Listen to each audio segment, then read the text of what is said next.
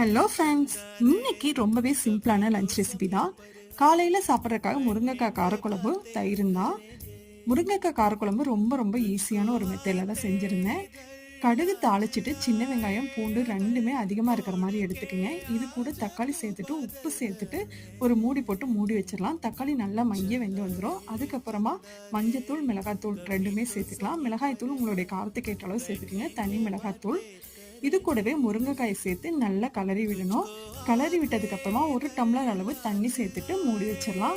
பாதி அளவு முருங்கைக்காய் வெந்ததுக்கப்புறமா புளித்தண்ணி சேர்த்துக்கலாம். புளித்தண்ணி ஒரு எலுமிச்சம்பழ அளவு சேர்த்துட்டு நல்லா கொதிக்க விட்டோம்னாவே முருங்கைக்காய் காரக்குழம்பு ரெடி.